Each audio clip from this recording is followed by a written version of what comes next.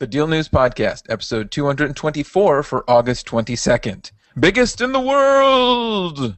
I am joined by Lewis and Dan. Say hello, Lewis. Say hello, Dan. Hey, Jeff. Hello, Dan. Classic. Thank you. Can never misfire with that. Never. It's great. I know. Keep doing it. I love it. So once again, we are doing this live. You can go to Google Plus to see it when we record it live. It will be at Tuesdays at 3 p.m. Eastern. Translate that into whatever time zone you're into. Stupid round Earth. Funny, I just used that joke in the pre-roll before we started recording, and I get to use it again. It's great. It's like instant recycling. So to those of you listening to the audio-only version, if anything sounds a little stilted, weird, or off, it's because we're distracted by our own faces that are right here in front of us. Just kind of, look, there I am. That's me. It's kind of like a monkey looking in the mirror. Exactly. Same type of thing. I like to think of it as a bird. I think there's another person in the room with me, and I wait for them to talk because it's rude not to wait.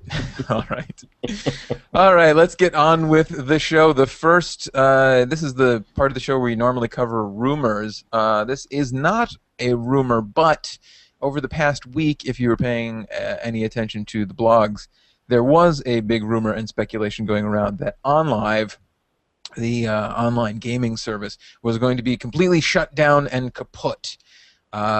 This week, turns out that wasn't exactly true, but what was the real story, Lewis? Yeah, it was, so like you said, the rumor first started out that they were going bankrupt. And then, I believe it was last Friday when leaks started to come out from actual employees saying that they were laying off 50% of the staff. And essentially what happened is, it's actually making me thirsty. I should drink water. Sorry. I was like, I'm thirsty now. I tend to talk a lot during the podcast, so I need to drink some. And I'm sorry, I didn't mean to throw you off. It's product placement. This segment brought to you by Dasani water. That is good water. Sorry, I'm sorry. No, but anyway, so last Friday it leaked out from a couple of employees that they had laid off 50% of the staff. And essentially, they didn't go bankrupt, but they filed for ABC, I believe is what they filed for, it stands for Assignment for Benefit of Creditors. And essentially what happened was that, so when OnLive first started, they set up a 3-year lease to have around 8,000 servers. And it turns out they never needed that many servers because at any given time, the most users that they would have is 2,000. So long story short, they couldn't make a profit, and they were just pretty much bleeding money. Yeah, I mean, when you're running 4 times the amount of servers than the number of people signed on, and I don't think you need one server for every customer, right? I mean, I don't think so, no. I guess that's not really how it works. But geez, so they had to reassign, I guess. So the good news is that if you're an OnLive customer and you like OnLive, they're still going to be around, right? Yeah, they're still around. The service isn't going to be affected at all. But so like I said, they had to fire their staff, and slowly they said that they're going to hire some people back. And, those that they couldn't hire back, supposedly they say they're going to try to, have them come on as like consultants or whatnot. But it seems like they're completely restructuring, 100% restructure of the company. But for customers, you're not going to notice anything because the service is going to continue pretty much the way it was before. So that's good for customers, but for the company, also when everyone was fired, they also revoked the stock options. Right. People were earning as they worked there. So yeah, it's a really harsh thing to happen to the employees at OnLive. So they didn't really say who bought them out and who's taking over, but it's a venture capitalist. But I mean, I guess from a consumer's perspective, nothing's changing. Just know that in the background, everything changed for these poor employees. Everyone who's been working there for years, building this product that some people love and use, they kind of get nothing out of it. And it's interesting. There's a couple of opinion pieces I've read on OnLive. They've been saying that basically OnLive is ahead of its time, and that's why people aren't really signed on to it as much as they expected. Personally, I've never used it. Have you guys ever used it at all? No, I personally haven't. Have you, I Joe? logged on. I installed it because I think wasn't there like an Android app as well that I think I installed it on my phone because it would also run the games, and I got like some Harry Potter game for free. And the other day, if you entered a code, we had posted it on DealNews. If you entered a code, you got another game for free, and I did that, but I've never really used it at all. But when I used it on my phone, it seemed pretty slick, pretty smooth running for serving a game from a server in the cloud to your device. Yeah, I mean, supposedly everyone's saying this is the future of gaming. It's going to be all cloud-based. I know NVIDIA is working on a cloud-based gaming service as well. So it's kind of like, this is kind of like that dark cloud looming above, cloud-based gaming. See if there really is a demand for that. Yeah, I mean, there has been a rumor as well that Microsoft is going to try and do a similar thing in the next Xbox, but who knows? Right. I mean, even if they were planning on it after this, maybe not so much. Though It does seem that it was kind of slightly more mismanagement than not working in and of itself. I mean, had they not bought 4 times the number of servers that they needed to, they would have been able to make a profit. Yeah, maybe. And it's interesting also because OnLive was one of the launch partners for what was the name of it? Ouya, the Kickstarter console. Oh, Ouya. Ouya, yeah, that's right. They were supposed to be one of the launch partners with them, and I mean, the company's still around, but it'll be interesting to see if this will affect anything at all. Yeah, I doubt it. I mean, if that's going to be like revenue coming in or something, they have made it seem like it's going to be business as usual at the company. So now, how did this service work? Was it you would log in and you would be able to actually play the games without having to have the content on your phone or your computer? Yeah. You stream them essentially. Yeah. For lack of a better word, you would stream it. Yeah. Now that's really interesting because when I did play a lot of games, one of the games that I'll still play every quarter or something is Quake Live. Sure. Which is a streaming game for free, but they do the multiplayer thing. They've got that thing nailed, and it's all a free service. I mean, it's ad supported. Right, but I think you're using their servers just mainly for the multiplayer game to connect people and serve it up. You're still running the game, the majority of the software from your computer.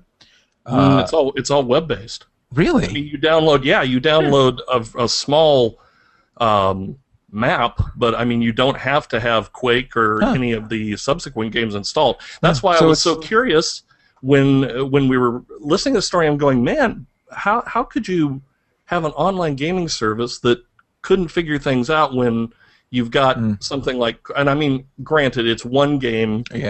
With a bunch of different maps or scenarios, but I mean, they do capture the flag, they do deathmatch, things like that. With there's probably about 20 or 30 different maps that you can log in and go play, and it's pretty but essentially fast. Probably all the same sprites, all the same behind-the-scenes programming, regardless of the map.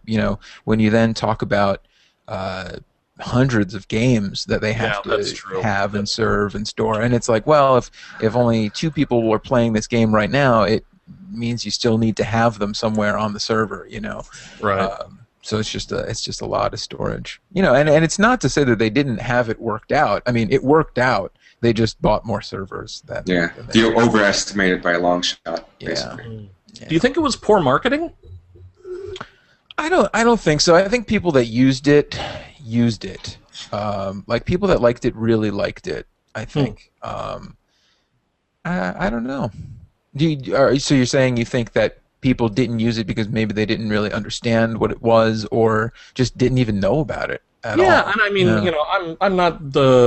I don't think I would be their average consumer, but I mean, I would think that something like this could have had a bigger marketing push. And I mean, honestly, when we ran the deal, that was the first time I'd ever heard of it.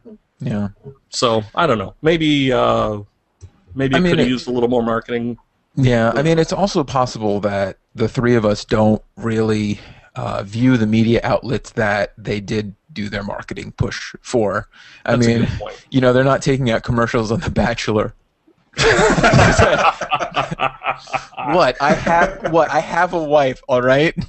These things are watched in our home, you know? Yes. So maybe, you know, on gaming websites and stuff, you know, there's more of a chance of having heard of it. I don't think we can really judge their marketing based on the three of us, you know? I mean, none of us are really... We're not the center of the world, is what you're saying? Well, we are, but they're not marketing this at the center of the world, Dan. Oh, all right. Carry on. All right, let's see. Speaking about being the center of the world, this was the big news that came out this week. I feel like it was the big news, so I'm going to say it was the big news. Is that Apple was said to have been the most valuable company in the history of the world. Wow. Yes, apparently they have a $661 billion market share. That's pretty huge. It's insane. Yep. Well, this is interesting. The article that I copied out for show prep, I copied because they were saying because of inflation, IBM actually wins it with inflation dollars. But now I see that they have corrected that. Oh. So let's see. All right. So originally they said that with inflation, this story is just trash because they updated this article. So I guess checking. See what fact checking does for see. Good thing Let's just I call it a refreshed rumor. this page. Yeah. Well, no. I mean, Apple is still the biggest company in the history of the world, I guess. This article that I was going to quote said that IBM beat them because of inflation. Let's see, with their valuation in 1967, in today's money, they claim that it would be 1.3 trillion. However, it turns out that that is incorrect. In today's dollars, it would actually be 192 billion, which means that Apple is the largest company in the world.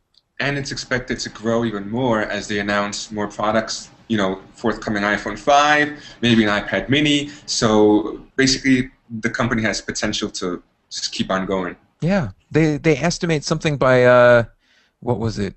Something like by 2020, a estimated value of $3 trillion. Wow, $3 trillion. So, all right, there's not that big of a story here anymore since it's not debunked. But I'm glad we brought it up because what do you think? Is Apple worthy of being the biggest company in the world? I think so. I think they are, and you know me, I'm not the Apple fanboy of the decade by any. I know you say that a lot, as you say pro. I know. I want to quantify it. But no one thinks that I'm getting any sort of payola from the Apple company yet. But yeah, I think they do. I mean, I think they've been innovative. They've listened to what the market is demanding.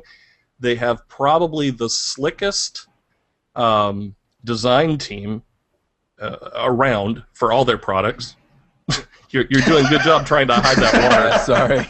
Just got a long straw. Yeah. I'm going to get a Coke and get a Coke logo at the bottom of the screen every time I take a drink.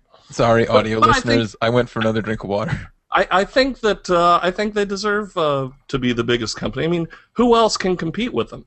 Yeah.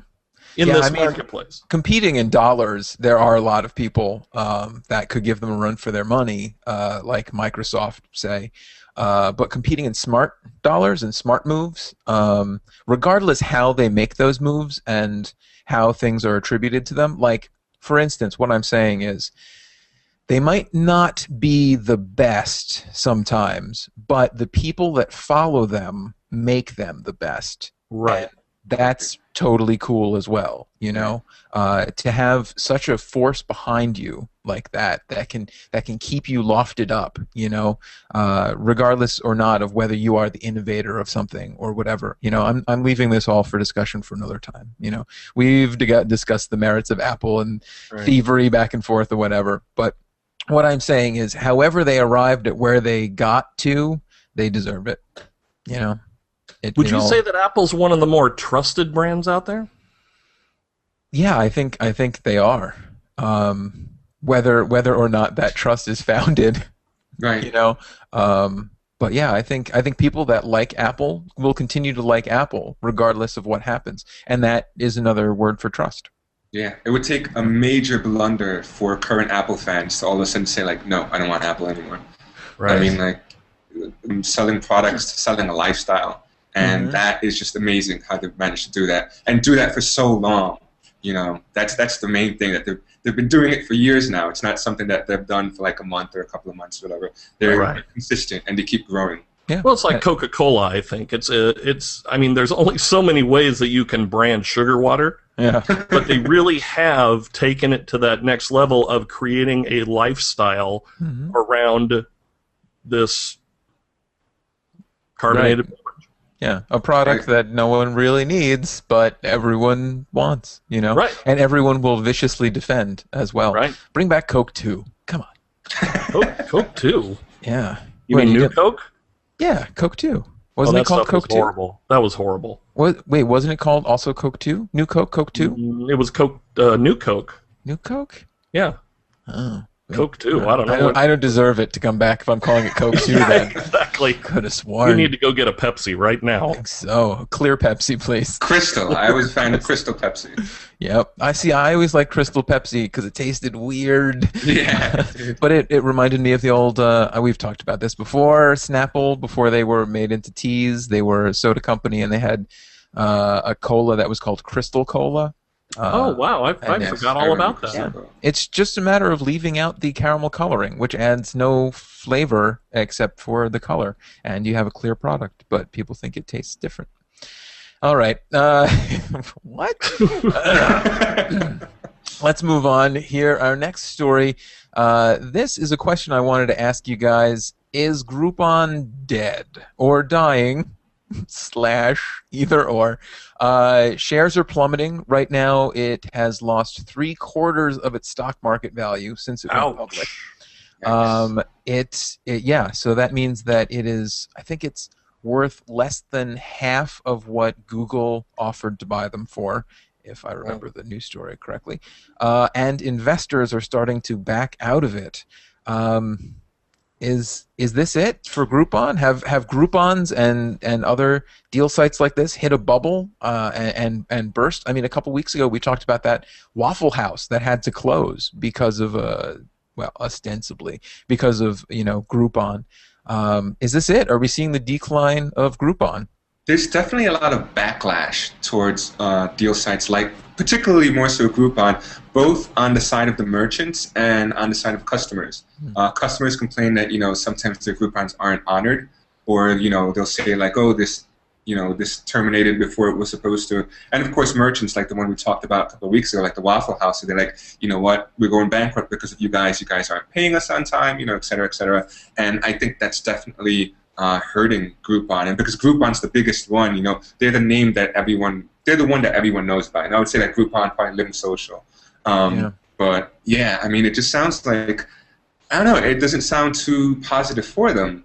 And then I started thinking, when's the last time I bought a Groupon? And I'd have to say probably maybe a year, half a year, if not. That long ago?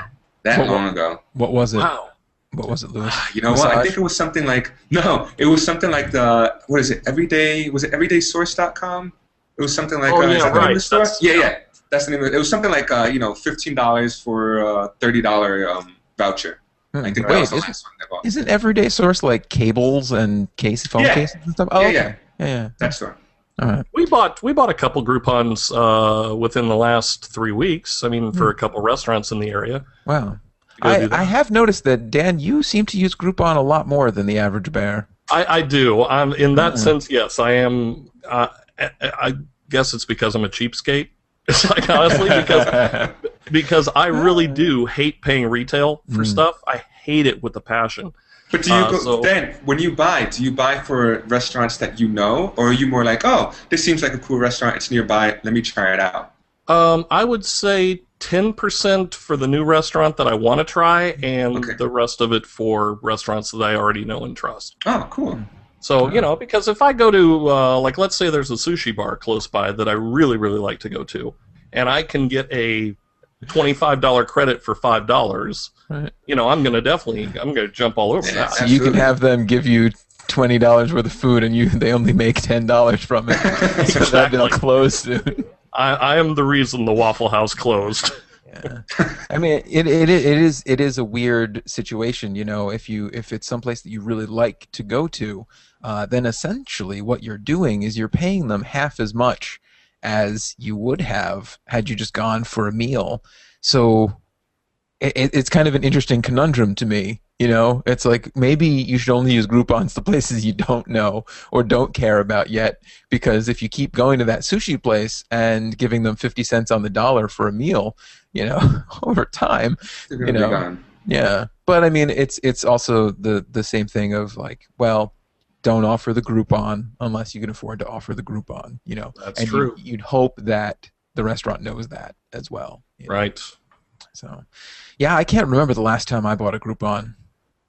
I think it was for a ghost tour like 2 years ago that I never used. Oh, that's right. I remember you telling Right? me about that, and you never used it. Yeah, because all right, here's the thing. We bought it. I think we bought it in like October, and we couldn't use it until like November, and it was a year that it got really cold really early and stayed really cold, and then had a snowstorm, a blizzard in like January and February, and by the time it expired, we were just like, "Wow, it's still too cold. We're not gonna go." I can get it back now because you know they don't expire anymore. So Right. Do you think that Groupon jumped the shark by going public?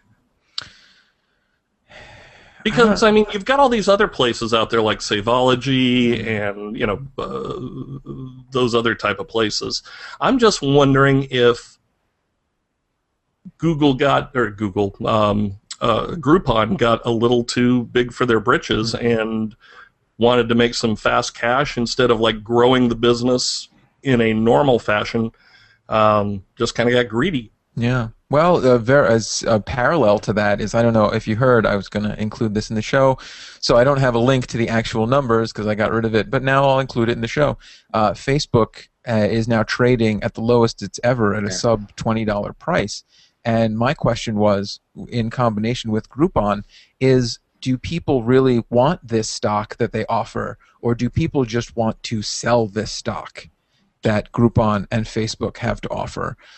Because ever since the initial offering of Facebook, the stock price has gone down, and you'll see a drop off recently because I guess some of the executives were banned from selling their stocks until a certain time passed. Right. Initial offering, and so they then all sold it off and the price plummeted, and there's another drop-off, probably another drop-off coming. I don't know, I'm not a stock analyst, but long-term employees have a longer time until they can sell their stock off. And it just does seem like in the instance of Facebook and Groupon that the stock isn't good for the company, it's good for the people that sell the stock. Right. Right. You know, I mean, isn't that how the stock market works? So it's good for Wall Street, basically. Yeah, exactly. Yeah, exactly. And Captain Obvious says you're welcome for that. But yeah, I agree, Dan. You know, getting a little greedy with stock maybe to make the money off of the sales of the stock as the stock price goes down, and you know, even if employees now sell off this stock, they still make money from it. It was stock given to them as, you know, a perk or whatever, hopefully. Right. So yeah. Well, let's put it this way: anybody who got like say 500,000 shares of Facebook stock for free is still going to make out okay, unless it absolutely goes belly up and the stock is worthless. Yeah. Well, unless it drops to below $1, 500,000 shares is still pretty good. Yeah, seriously. At $1 a share, you know. All right. Speaking of restaurants, this next story I saw, I thought it was awesome, about an LA restaurant giving a unique offer to its patrons. Lewis, why don't you fill us in on this? Yeah, I thought this was kind of awesome too. So there's a restaurant in Los Angeles, I believe the name of it is called Ava, and they're trying something new out. Basically, they will give diners a 5% discount if, when you walk into the restaurant, you hand over your smartphone to the staff so that they can keep it from you while you have dinner. Nice. That is cool. It's about time. Yeah. Well, Dan and I have knee-jerk reaction been like, yeah. What do you think, Lewis? What do you think of this? I think it's a cool idea, but personally, I would not do it. No, I wouldn't. You wouldn't? No, not at all. That was going to be my follow-up question. If I don't know, I'm so attached to my smartphone that I just even if I'm having dinner, I just need to have it in my pocket. You know, maybe like whoever I'm having dinner with gets up, goes to the restroom. I take out my smartphone real quick, look at Twitter, see what's going on, and then put it right back in. You know, I'm not the type that takes out my phone and is like I'm glued to the phone throughout the entire dinner. But I do like being somewhat connected and knowing what's going on. I remember when Michael Jackson passed away, I was out having dinner. And I remember sitting next to a table, and the couple on the table next to us, they're like, "Oh my God, Michael Jackson just passed away, blah, blah, blah." And I was like, "Nah, no, he didn't. They got to be crazy." So I took out my phone real quickly, fired up Twitter, and guess what? All the tweets. "Oh my God, Michael Jackson, Michael Jackson." Right, and granted, that's not really, that news didn't really affect me personally. Sure. But, you know, if ever I'm out and, like, let's say, you know, all of a sudden there's a lockdown in Manhattan and there's no transportation in or out, and I'm having dinner, I kind of want to know. You know? Well, but I mean, how's that going to affect your pork chop? You know what I'm saying? If you're having dinner, I'll eat it faster.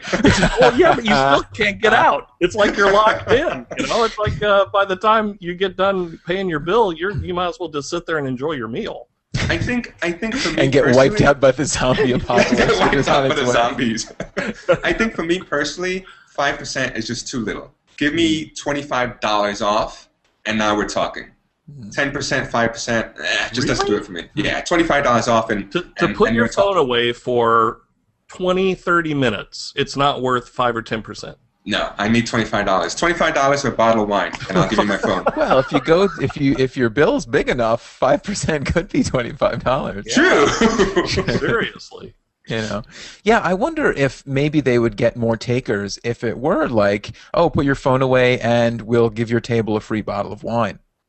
I would totally do. Absolutely do. And then there's a certain part of me where I don't trust the staff holding my phone. You know, I want to put like 3 locks on it or something like that. You know, I don't want staff to be, you know, I mean, like, there's some staff out there that's great, they're awesome, you know, they won't do anything. But there's also a lot of people out there, like, in the restaurant industry that don't like their job, that hate their job, hate their bosses or whatnot. And, you know, I don't want them messing with my phone. Yeah, I mean, isn't there that statistic that always says the number of credit cards that are stolen by you just handing it to a complete stranger exactly to go take it into the back and run is higher than you'd expect. So, like, handing over a phone, but, you know, like, you also hand over your coat, but I guess, of course, your coat doesn't have sensitive emails in it. True. Hold on, I'm looking at a cat video. I'll be right back. That's funny. Dan. Oh, sorry. I was just checking my put phone. Your phone away for the half hour it takes us Sorry. to. Can I get 5% off this podcast?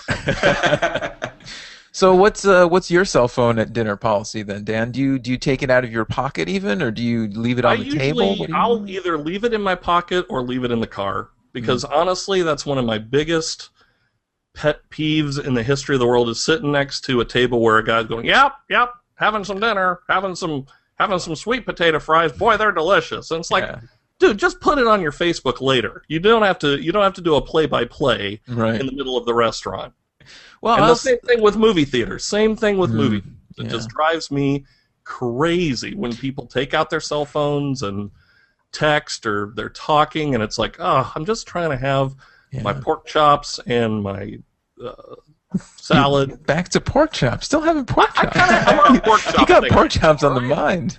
So, listeners, if you have any pork products, go ahead and send them to me. Taking care of DealNews.com. Brought to you by the Pork Council. The other white meat. See, whereas, like, I hate when people take phones out in movie theaters. It's one of the reasons I don't go see movies anymore live, because I hate the people that see movies in theaters. I wish that they would paint the walls in that cell phone blocking paint that they have developed. But at dinner, like, yeah, I think I'm more on the side of Lewis, actually. I do like having my phone in my pocket, so that when my friend or whoever gets up, I can quickly, like, check, tweets or whatever. Because I find it even more awkward to just kind of sit at the table, like. Well, what did and you don't know where to look. Do you just look at their empty seat, or do you look around and then people, like, sitting next to you are like, "Why are you looking at me?" So if I could look at my phone for 5 seconds, and then they get back, it's like, oh, I put it back in my pocket. I do not like people that take the phone when you get to the table. They take their phone out and put it in front of them as if, here we go. I've seen that. Yeah. It's almost like it should be part of the table setting. You've got your knife, your fork, your spoon, your soup spoon, and your cell phone. Right. If only they would use them in that order. You can only use the cell phone after the dessert course. You work from outside in, you know. But, you know, the last couple nights, Emily, my wife, and I have been going out, and I've been leaving my cell phone at home. And there is always that moment where I was like, oh, let me check. Oh, I don't have my cell phone. Oh, that's okay. You know? So I guess I don't really need it. Have you intentionally been leaving it at home? No. Or have you just been forgetting? Total accident, and it's bothered me when I reach for my phone and it's not there, because it kind of is, I don't know, it's like a pacifier, you know, it's like, oh, my phone, it's not there, where's my phone, oh, you know. What time is it? I don't know. Yeah, exactly. Exactly, we were both out, neither of us had our phones, and I was like, oh, what time is it? No idea. It was like a casino in that bar. There were no clocks. They were pumping in raw oxygen, and I didn't have my cell phone. I've been actually leaving my phone. I've been doing an experiment during the week. Like if I'm going to the store or if I just want to get out of the house for a little while, I'll leave my cell phone at home just to see how I do without it. And I have to agree, on some cases, like you, Jeff, what you were saying of having it nearby as like as a pacifier or as something comfortable. You know, it's like knowing it's there is nice. Yeah. But it's like I kind of have been enjoying not being tethered by an electronic leash, you know? Yeah. I will say, though, more so when I leave it, I've lost it rather than that it's just at home, you know? But yeah, I don't know.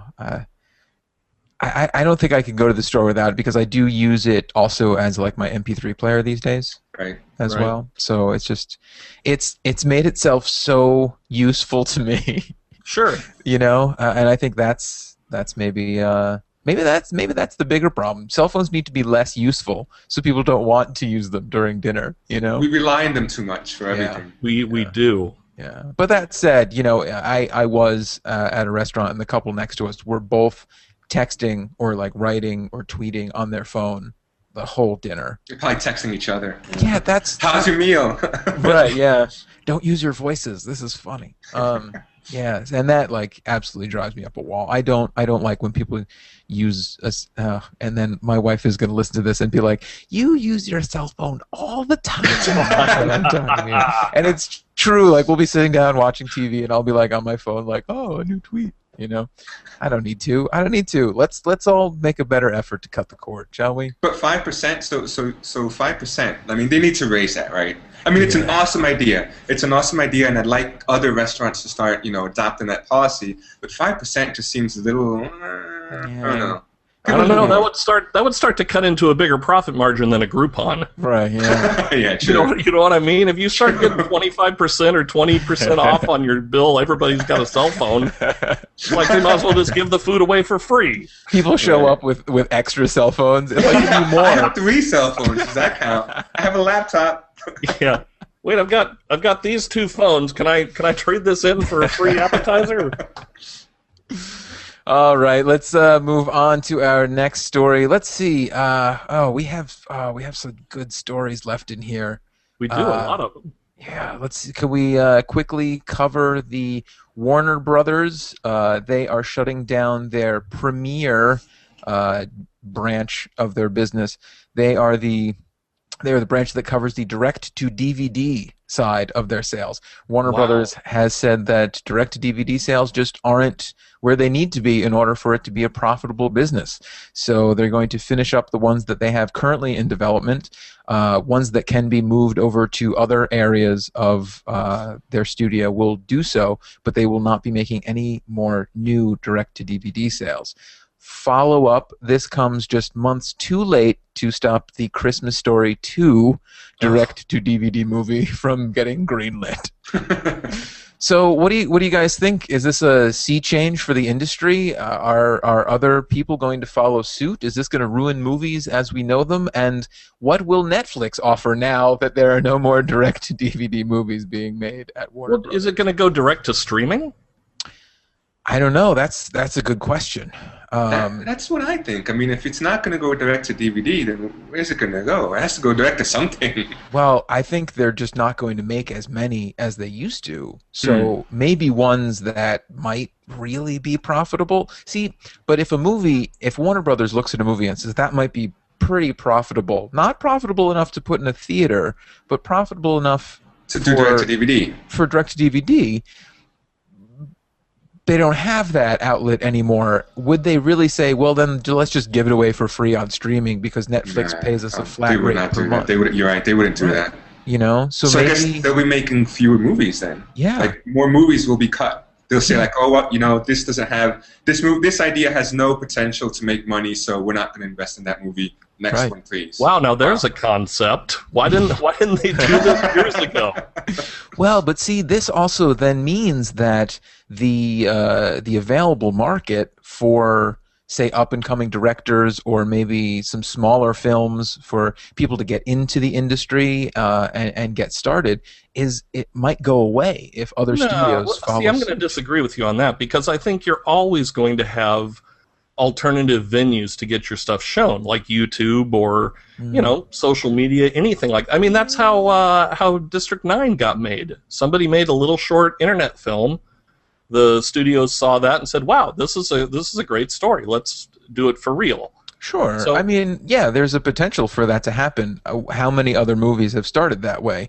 Not really, not a lot. Not very many. It's like hitting the lotto, really. Yeah, you know, so if you had this market that was open where you could pitch a movie to Warner Brothers and they would say, you know what, good enough for straight to DVD. It's, I don't know, Beethoven 17 meets Air Bud, you know, right to DVD and someone gets work from that and now that's all gone, you know. And independent release is fine, but it doesn't have the same appeal as working for a studio, you know. That is true. It doesn't have the same cred. Right. Will you be able to get a directing chair on your first big studio movie off of something that you kickstarted and released to YouTube?